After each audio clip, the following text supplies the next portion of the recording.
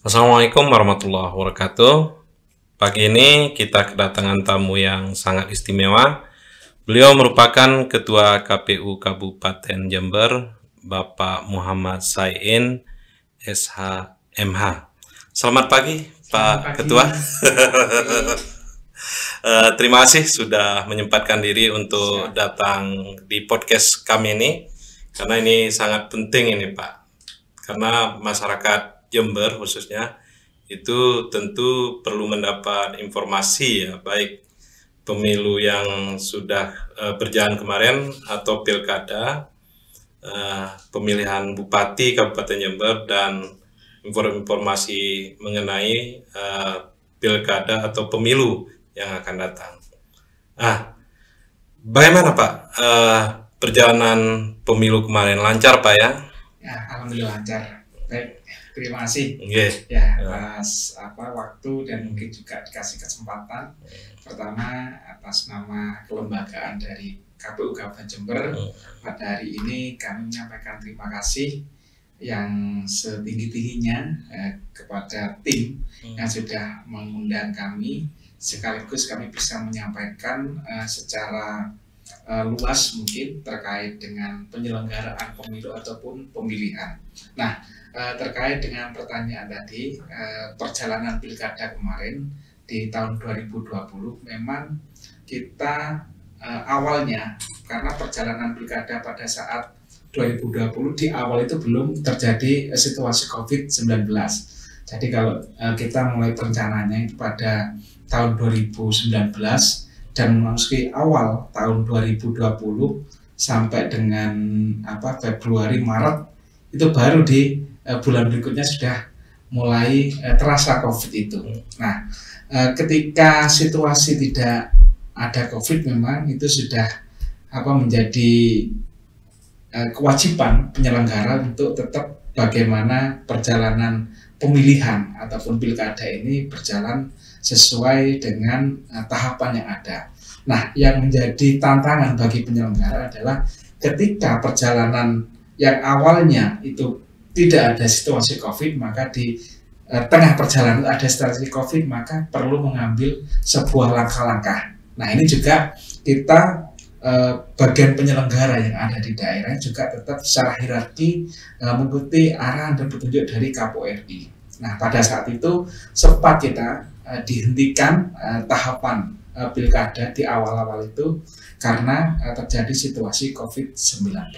Nah, ini kemudian bagaimana sesuai dengan komitmen penyelenggara ini KPU tetap bisa menjalankan sesuai dengan amanah undang-undang, pilkada tetap berjalan sesuai dengan tahapan dan sesuai dengan undang-undang. Ini yang menjadi komitmen dan tantangan kami. Nah, saat itu memang perjalanan pilkada ini kita menjadi khawatir. Nah, kenapa khawatir? Nah, ini juga berimbas pada persiapan-persiapan, karena yang biasa-biasa artinya belum ada situasi COVID pandemi aja. Ini juga menjadi tantangan terkait dengan tingkat partisipasi masyarakat.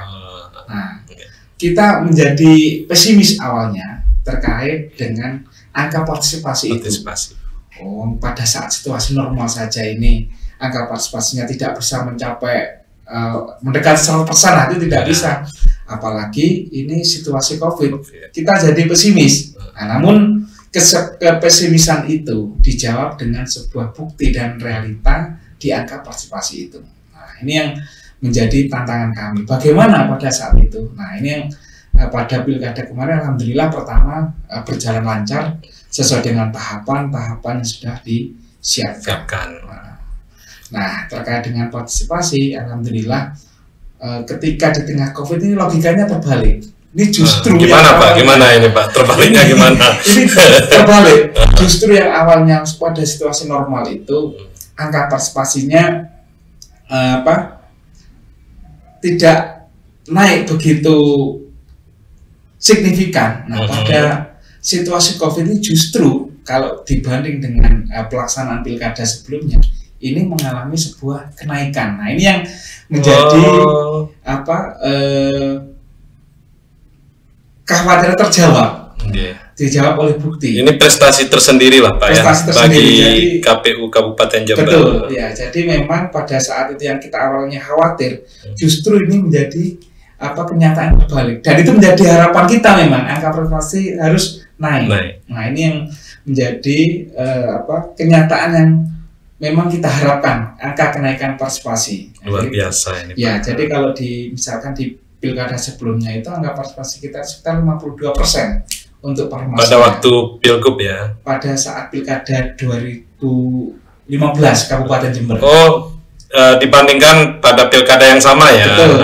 2015. Kemudian di pilkada 2020 ini angka partisipasinya 58%, ada kenaikan 6% berarti. 6%. Nah, ini dari yang 52 ke 58 ya. Menjadi keberhasilan kami untuk menaikkan. Dan ini juga tidak hanya semata-mata KPU, tapi peran seluruh elemen yang ada di Kabupaten Jember, termasuk ormas, termasuk partai politik, stakeholder, pemerintah, dan semua masyarakat ini berpartisipasi terkait dengan peningkatan Parmas tersebut. Parmas tersebut. Ya, siap Pak. Terkait pandemi ini Pak, ini kemarin apa kerjaan tambahan Pak dari KPU Pak, sehingga kemudian partisipasi masyarakat ini tentu kan masyarakat merasa nyaman Pak ya, berada di TPS gitu, untuk datang ke TPS. Ini apa yang dilakukan oleh KPU Pak? Ya, nah ini juga ada satu saat yang berbeda dengan pilkada atau mungkin pemilu dan sebagainya, itu yang berbeda dengan pemilihan atau pemilu yang sebelumnya. Nah, kalau kemarin kita ingat pada saat pilkada 9 Desember 2020 itu kita datang ke TPS, apa yang pertama yang membuat kita berbeda? Contoh misalkan masyarakat ketika datang itu kan juga dikasih sarung tangan plastik. Oh iya. Atau juga sebelum datang ada cuci tangan. Betul. Yaitu protokol kesehatan. Nah, ini sudah dilakukan antisipasi karena ketika tadi saya lanjutkan terkait pada saat proses situasi yang pandemi tadi, maka tetap KPU komitmen menjalankan tugasnya sebagai penyelenggara ini dengan protokol kesehatan. Dan ini sudah diumumkan sebelumnya Pak ya kepada masyarakat. Ya, sudah diumumkan, bahkan juga sudah disiapkan terkait dengan alat kesehatan yang mendukung baik untuk pemilih maupun petugas yang ada di TPS. Ya. Sehingga masyarakat tidak merasa was-was Pak ya. Tidak perlu khawatir, dan alhamdulillah jangan itu. Jadi sebelum mereka terjun di TPS, nah ini dari penyelenggara dulu ya. Di penyelenggara di TPS itu, ketika mereka belum bekerja pada saat di TPS itu, mereka dilakukan rapid antigen. Oh begitu Pak. Ya, dilakukan rapid. Sehingga masyarakat tidak perlu khawatir lah ya, dengan para petugas ya. Dilakukan proses itu. Kemudian ada juga alat kesehatan yang mereka disiapkan, yaitu untuk sarung tangan maupun juga ada hazmat juga. Ada satu hazmat di masing-masing TPS. Kenapa? Karena kita sadar saat itu protokol kesehatan harus diterapkan. Nah, kita tidak mengetahui seandainya pada satu saat pemilih itu datang ada yang terkena COVID misalkan, terdeteksi positif, maka itu ada mekanismenya juga mereka di TPS. Nah, ketika mereka masuk, paling nggak melihat dari sisi tanda-tanda, dari mana? Dari suhu, karena kan tidak mungkin di TPS itu dilakukan untuk proses dan sebagainya. Tapi minimal deteksi awal itu juga sudah disiapkan. Contoh ketika masuk di TPS, mereka kan harus dicek suhu cek suhu. Nah, kalau suhu di atas yang ditetapkan, maka disiapkan bilik tersendiri. Nah, ini yang berbeda. Kemudian juga ada hazmat tadi itu, hazmat. Kalau mereka yang sudah terindikasi atau mungkin yang bagi pemilih yang ada di satu tempat isolasi, itu mereka datang menggunakan hazmat untuk didatangi oleh para petugas itu. Luar Jadi biasa. menyiapkan itu. Jadi walaupun COVID, tetapi masyarakat tetap nyaman Pak ya. Tetap nyaman dan tidak perlu khawatir. Tidak perlu khawatir. Dan ini sudah terlaksana Pak ya. Betul. Iya. Ini Pak, saya dengar KPU Jember ini menjadi penyelenggara dengan penghargaan karena mampu memberi rasa nyaman ya pada mereka-mereka yang katakanlah punya kekurangan secara fisik, difabel Pak. Ya. Nah, itu gimana ceritanya Pak? Ya, jadi memang secara fasilitasi maka KPU ini kan memiliki sebuah kewajiban untuk tetap memperlakukan pemilih itu dengan sama. Artinya bagi mereka yang memiliki kebutuhan khusus maka itu juga perlu disiapkan alat-alatnya. Paling tidak satu contoh misalkan terkait dengan penataan TPS itu kan mereka kan harus menyiapkan, jadi KPPS ataupun juga PPS memberikan sebuah arahan nanti ketika TPS tersebut ini harus memiliki standarisasi bagi misalkan pemilih yang berkebutuhan khusus, artinya tidak ada kesulitan bisa dijangkau ketika masuk di TPS. Kemudian yang kedua, ada juga misalkan pemilih yang memerlukan sebuah petunjuk khusus secara alat. Nah, satu contoh misalkan di TPS ada namanya template. Template itu digunakan bagi mereka yang menggunakan semacam membaca seperti braille Pak. Nah, kira-kira seperti itu dengan huruf yang mungkin mereka bisa mendeteksi itu juga sudah yang tunanetra mungkin sudah disiapkan. Sudah disiapkan ya. Ini juga bagian dari pelayanan kami di KPU ini juga memberikan kenyamanan bagi pemilih dalam menggunakan hak pilihnya. Sehingga tidak ada masalah bagi difabel. Ya, jadi tidak ada masalah dan mereka juga bisa menggunakan hak pilihnya sesuai dengan hati nuraninya yang dikehendaki.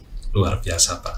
Nah, saya ingin ini juga Pak tanya, karena saya juga dengar bahwa KPU Kabupaten Jember ini kemarin itu juga mendapat penghargaan karena tercepat menyiapkan logistik Pak. Ya. Ini bisa cerita Pak sedikit ya, Pak. Sedikit yang perlu kita informasikan. Jadi memang alhamdulillah kemarin dari perjalanan Pilkada 2020 dengan berbagai persiapan dan perencanaan itu tadi dengan dinamika yang ada tadi yang awalnya belum situasi COVID kemudian menjadi situasi yang tidak kita harapkan sebenarnya, ada COVID, ada pandemi itu, tetap kita melakukan proses itu sesuai dengan tahapan-tahapan.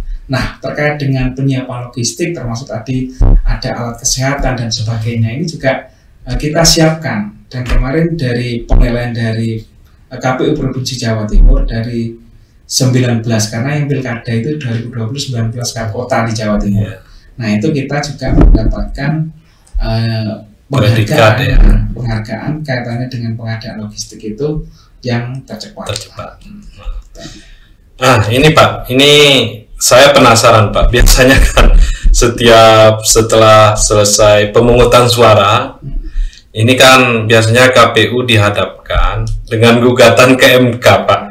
Ini saya penasaran Pak, kemarin itu sempat ada yang menggugat nggak ke MK ini Pak, para pasangan calon ini Pak? Ya, alhamdulillah untuk Kabupaten Jember memang kita yakin kesadaran hukum, kesadaran dalam kontestasi di politik dalam pemilihan bupati dan wakil bupati pada tahun 2020 ini masyarakat Jember sudah sadar, termasuk bagi para kontestan ataupun calon bupati dan wakil bupati. Alhamdulillah dengan kesadaran itu dan proses yang sudah berjalan sesuai dengan ketentuan itu, mereka memiliki sebuah kesepahaman bahwasanya proses demokrasi yang ada di Kabupaten Jember ini sudah sesuai dengan harapan dan cita-cita kita bersama. Artinya semua dilaksanakan sesuai dengan ketentuan. Sehingga output dari itu semua ini menjadikan kesadaran itu tidak ada sebuah ketidaksesuaian atau ketidaknyamanan dalam sebuah gugatan, itu tidak ada kemarin. Alhamdulillah Jember tidak ada gugatan di Mahkamah Konstitusi. Alhamdulillah. Ya, alhamdulillah tidak ada. Karena saya yakin masyarakat Jember maupun para kontestan ini juga sudah memiliki jiwa besaran dalam kontestasi, dalam berpolitik ataupun juga dalam berdemokrasi yang ada di Kabupaten Jember. Alhamdulillah, berarti lancar Pak ya? Lancar. Okay. Jadi ini juga berkat dukungan masyarakat, juga dukungan dengan partai politik, peserta pemilu, juga pemilihan, ini juga para kontestan ini juga sudah memberikan sebuah kesepahaman terkait dengan berdemokrasi yang ada di Kabupaten Jember.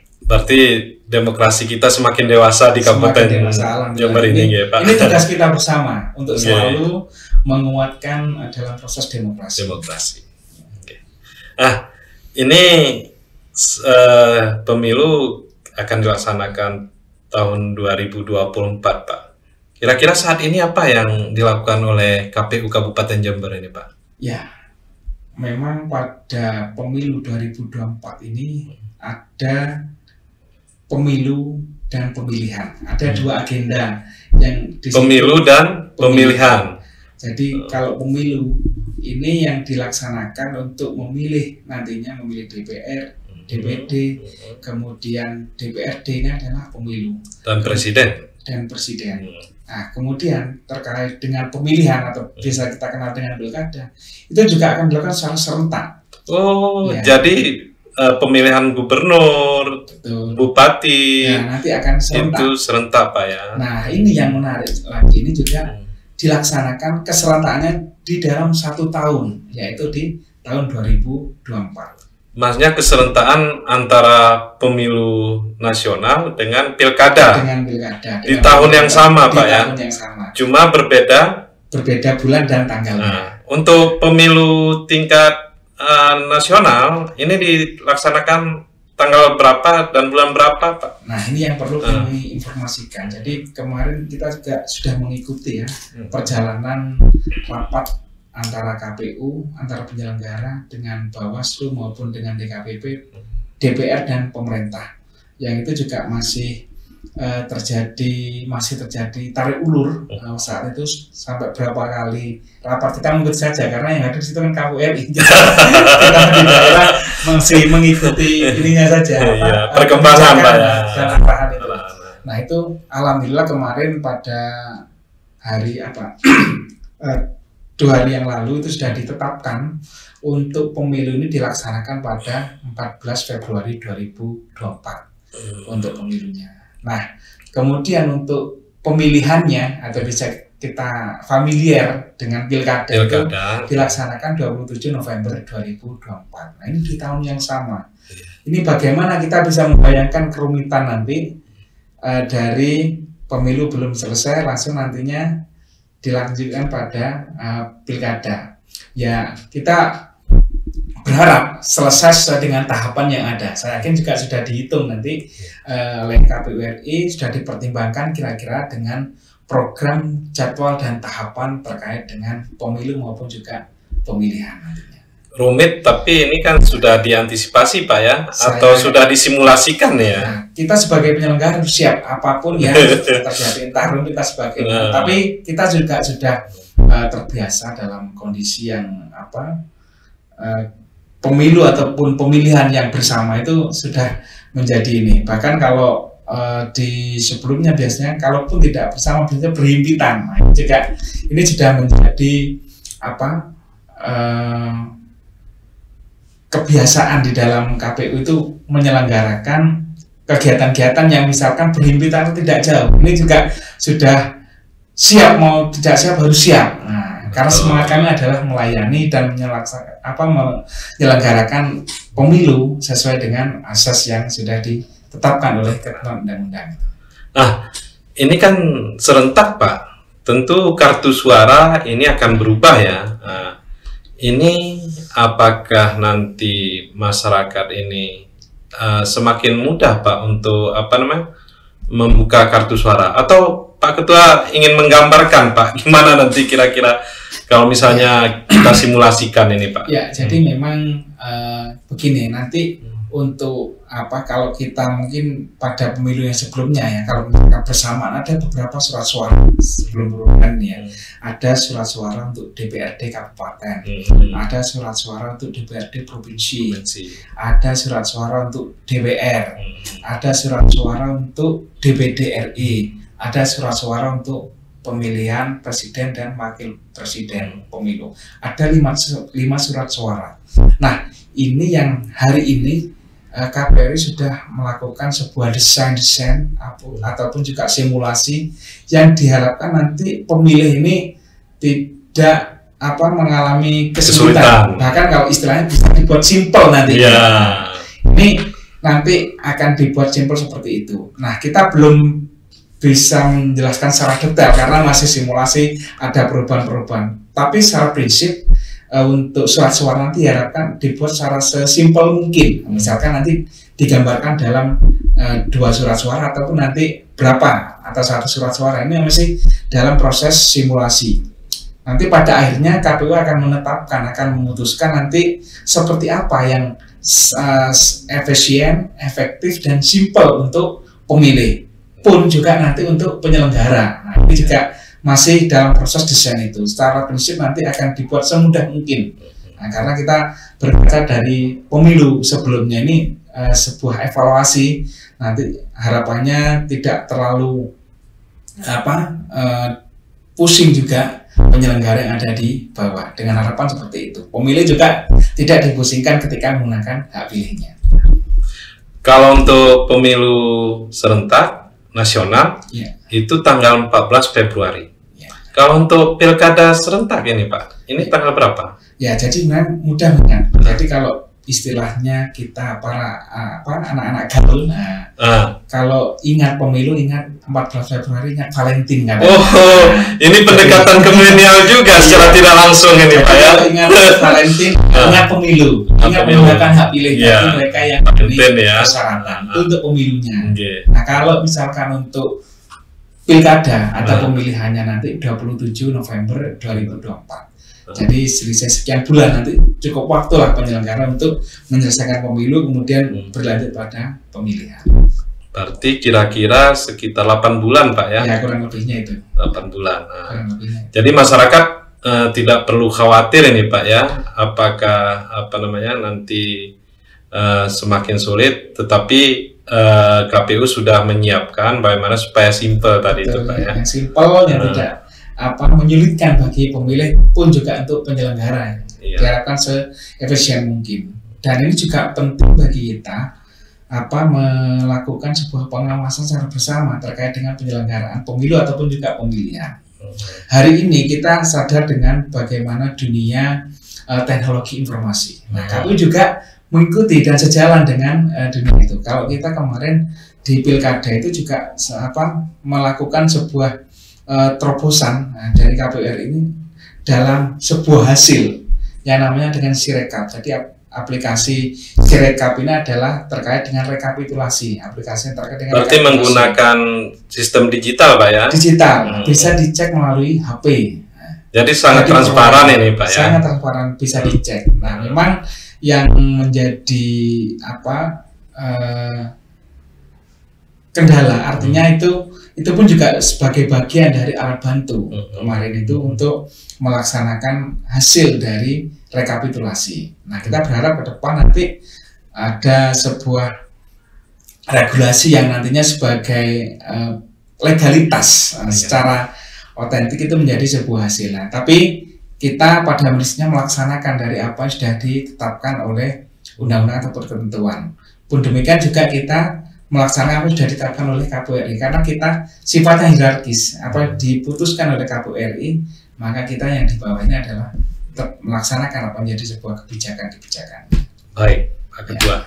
Kemudian untuk kontestasi ya, ini kan kaitannya dengan electoral threshold. Nah, pertama Pak, electoral threshold untuk mencalonkan sebagai presiden itu berapa persen Pak? Ya, ini yang sesuai dengan, karena sampai saat ini kan belum diubah Undang-Undang 7 2017 terkait dengan pemilihan umum itu. Di sana ada di undang-undang itu ada pengaturan penyelenggara, kemudian juga untuk peserta pemilu maupun juga presiden dan wakil presiden. Nah, di ketentuan itu di sana diatur ada beberapa syarat minimal untuk bisa mengajukan sebagai syarat calon presiden dan wakil presiden, yaitu 20% kursi, atau misalkan memiliki 25% suara sah secara nasional di dalam pemilu yang sebelumnya. Jadi acuannya kalau misalkan tidak ada perubahan ya, tidak ada perubahan, acuannya di pemilu 2019 memiliki suara sah 25% secara nasional. Nah, ini penting. Nah, memang ada wacana dan sebagainya itu misalkan harus tanpa ambang batas dan sebagainya. Itu kalau kita sebagai penyelenggara acuannya di ketentuan undang-undang yang berlaku itu. Memang ada juga yang mewacanakan tanpa harus ini karena bagian dari hak asasi manusia, hak memilih, hak dipilih. Nah itu kan orang ada yang berpandangan seperti itu. Namun kita sebagai penyelenggara adalah acuannya mengikuti aturan Pak ya. Sepanjang undang-undang ataupun aturan yang mengatakan demikian, maka nanti kita ikuti. Nah, kalaupun nanti ada perubahan dan sebagainya, kita akan menyesuaikan. Tapi sampai hari ini Undang-Undang 7 2017 terkait dengan pemilihan umum itu masih berlaku dan belum ada perubahan. Kalaupun nanti ada perubahan, maka akan dilakukan sebuah penyesuaian. Jadi nggak usah khawatir Pak ya. Sebagai pelaksana undang-undang. Ini terkait presiden Pak ya. Sekarang kalau terkait partai politik Pak, itu siapa saja yang ikut nanti Pak? Jadi untuk peserta pemilu, istilahnya peserta pemilu dalam partai politiknya adalah mereka yang nantinya memenuhi syarat. Jadi ada yang misalkan sebelumnya sudah pernah dilakukan verifikasi faktual. Jadi memang tahapannya kenapa pada pemilu itu ada beberapa bulan sebelumnya harus dilakukan tahapan, ada proses-prosesnya. Nah, misalkan untuk menjadi peserta pemilu, ini ada tahapan awal. Tahapan awal misalkan pendaftaran, kemudian legalitas dan sebagainya. Nah, setelah itu didaftarkan dan masuk ke KPU. Nah, KPU akan melakukan sebuah proses yang namanya nanti verifikasi faktual. Nah, ini juga ada sebuah perlakuan yang nantinya kalau kita masih tetap undang-undangnya di Undang-Undang 7 2017 juga belum ada proses verifikasi faktual. Nah, terkait ini mungkin Pak ya, keberadaan pengurusan, persentase dan anggota dan sebagainya ini harus dilalui proses ini. Ketika nanti pasca verifikasi kemudian dinyatakan menjadi peserta pemilu dan memenuhi syarat, maka dia yang akan berhak untuk menjadi peserta pemilu di dalam kontestasi tersebut. Nah, ini nanti bisa mencalonkan anggota legislatif dan sebagainya, punya perwakilannya itu. Ini artinya berarti ini Pak ya, bisa jadi nanti ada partai baru yang menjadi kontestan. Bisa jadi partai lama juga tidak bisa ikut kontestan atau tetap menjadi kontestan, betul Pak ya? Betul. Jadi sepanjang memenuhi persyaratan, maka nanti akan dilakukan sebuah proses penetapan menjadi peserta pemilu. Nah, kalau tidak bisa persyaratan, maka nanti akan diminta untuk memenuhi persyaratan tersebut. Maka ada sebuah proses di sana. Ada proses verifikasi administrasi, ada faktual, dan sampai pada penetapan memenuhi syarat atau tidak memenuhi syarat nanti untuk peserta pemilu. Nah, ini juga prosesnya akan panjang nanti. Panjang ya. Ini ada tahun 2022, 2023 sampai 2024 ini KPU juga sudah mulai menyiapkan diri. Di tahun 2022 ini kita juga sudah menyiapkan. Jadi sebenarnya tidak ada tidak ada kegiatan atau libur Pak ya. Terus kalau yang rutin kita ada semacam pemutakhiran data pemilih. Nah, data ini terus dimutakhirkan. Data namanya pemutakhiran pemilih disiapkan untuk pemilih yang berkelanjutan. Misalkan ada yang meninggal, ada yang mungkin pindah tempat ya. Awalnya yang tidak memiliki hak pilih menjadi hak pilih. Nah, ini juga tetap dimutakhirkan. Nah, selain itu kita juga sudah mempersiapkan. Jadi seiring sejalan menyiapkan juga untuk pemilu ataupun pemilihan berikutnya. Misalkan untuk pemilu 2024 ini, pemilihan atau pilkada 2024 ini kita juga sudah menyiapkan bagaimana untuk perencanaan anggaran dan pelaksanaan. Nah, kita kemarin juga sudah diundang oleh provinsi, oleh gubernur untuk berdiskusi untuk membangun kesepahaman kaitannya bagaimana nanti pelaksanaan. Kalau di Jawa Timur nanti pasti semuanya akan serentak, baik pilkada kabupaten, bupati maupun pilgub ataupun gubernur. Makanya ada semacam sebuah anggaran yang nanti akan ada sebuah kebersamaan. Nah, nanti ini untuk pilgub, untuk pilbub. Nah, ini juga sudah kita rencanakan mulai sekarang. Nah, belum itu selesai nanti. Ini di tahun 2002 ini insya Allah juga sudah mulai disiapkan untuk persiapan verifikasi partai. Artinya kita juga tidak ada henti-hentinya untuk aktivitas kita sebagai penyelenggara pemilu. Ini luar biasa ini Pak. Jawa Timur ini kan provinsi yang besar ya, termasuk Jember ini kan kabupaten yang jumlah DPT-nya besar ini Pak. Kemarin itu berapa Pak jumlah DPT Pak? Kalau di Kabupaten Jember kita itu kemarin 1,8. Luar biasa Pak ya, 1,8 juta ya. Ya, kalau di persentase di Jawa Timur ini biasanya berundi antara Surabaya, Malang, Jember. Oh begitu Pak ya. Berarti kita ini 3 besar ya. Besar ya, dari jumlah DPT ya. 1,8 sekian itu ini juga yang tidak sedikit. Ya, ada juga yang di bawah itu juga. Ini yang menjadi membuat KPU Jember ini tugasnya harus ekstra dengan sisi geografis. Ada yang juga tidak bisa ditempuh dengan jalur darat. Ada satu daerah itu juga harus menggunakan kuda. Ini juga ada Pak ya? Ada. Di daerah mana itu Pak? Di Kecamatan Tempurjo. Tempurjo. Iya. Karena dipisah oleh pegunungan ya. Pegunungan itu harus dikirim pakai kuda. Belum lagi ada yang sisi geografisnya juga agak menantang lah Pak ya. Ini perlu menjadi perhatian khusus ya. Nah, ini jadi problem juga yang perlu disiapkan terkait dengan IT-nya tadi. IT ya. Kadang kita terkendala oleh sistem sinyal dan sebagainya. Nah, tapi kita tidak boleh patah semangat, tetap bagaimana mencari sebuah solusi. Nah, ini yang harus tetap diikhtiarkan oleh penyelenggara, bagaimana penyelenggaraan pemilu ataupun pemilihan nanti berjalan sesuai dengan tahapan maupun juga dengan rel yang sudah disiapkan. Baik Pak. Kemudian mengenai teknis Pak ya, pada waktu pemilihan itu apakah pemilih rakyat atau masyarakat itu bisa memilih dimanapun Pak? Ya. Jadi memang ada pemilu dan pemilihan. Memang ada perlakuan yang berbeda.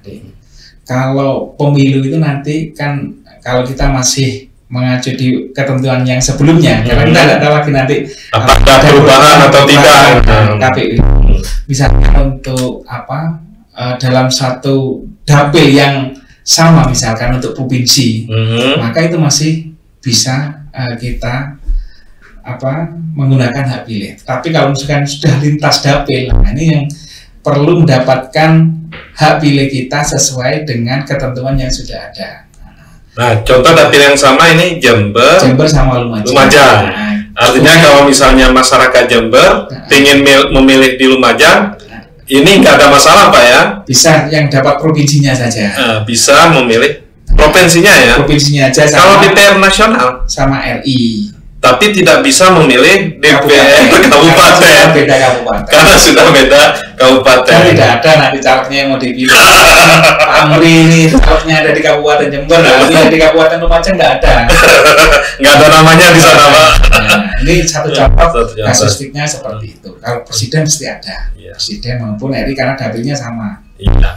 Katakanlah contoh Jember dengan Banyuwangi, ini kan beda dapil Pak. Ya. Berarti masyarakat itu hanya boleh hanya punya kesempatan memilih presiden ya, sama DPD. Ya. Tapi tidak punya kesempatan untuk memilih DPR provinsi maupun kabupaten dan tentu RI ya. Kalau orang Jember ya. Tentu juga RI ya. Karena dapilnya sudah beda. Tentu dapil calon idamannya itu tidak tercantum di suara ketika dia berada di dapil lain. Berbeda ya. Oh begitu Pak ya. Jadi ini masyarakat perlu tahu ini Pak. Ya. Sehingga ketika kita sudah sosialisasi juga sebenarnya. Cuma memang kita butuh dibantu juga untuk membantu sosialisasi itu. Pada saat sosialisasi kita sampaikan siapa yang punya hak pilih dan bagaimana mekanisme kalau misalkan ada masyarakat ataupun pemilih yang menggunakan hak pilihnya misalkan di luar dapil. Kalau sepanjang masih satu dapil yang itu memiliki sebuah kesamaan, maka itu masih bisa. Tapi sepanjang sudah tidak berubah, ya sudah tidak sama lagi, maka ya juga harus mencari yang kesamaan ya, misalkan hanya presiden saja. Gitu. Jadi ini jadi tugas kita bersama untuk membantu sosialisasi, dan yang terpenting juga bagaimana penguatan untuk hadir di TPS itu yang perlu tetap kita minta kerjasama kepada sebuah elemen lini masyarakat ataupun juga stakeholder. Ini juga kita minta bantuan bagaimana prinsip menggunakan hak pilih. Kenapa? Karena kita ini menggunakan hak pilih kita setiap 5 tahun sekali, dan 5 tahun sekali itu menentukan arah masa depan bangsa ini. Sehingga satu suara itu sangat menentukan, sangat menentukan. Nah, jadi kehadiran kita di TPS menentukan masa depan yang akan datang. Ini luar biasa ini, Pak Sain, Ketua KPU Kabupaten Jember. Semoga ini bisa mencerahkan masyarakat. Ya, baik di Jember, itu, baik di Jember maupun di luar Jember. Karena kan podcast kita ini akan ditonton oleh masyarakat Jember dan masyarakat Indonesia dan masyarakat dunia. Betul. Sehingga masyarakat tidak lagi bingung, Pak, mengenai tahapan pemilu, kemudian mengenai apa-apa saja yang harus mereka lakukan ketika pemilu nanti. Siap. Terima kasih banyak Pak Sain sudah menyempatkan waktunya untuk hadir di podcast kali ini. Wassalamualaikum warahmatullahi wabarakatuh. Waalaikumsalam warahmatullahi wabarakatuh.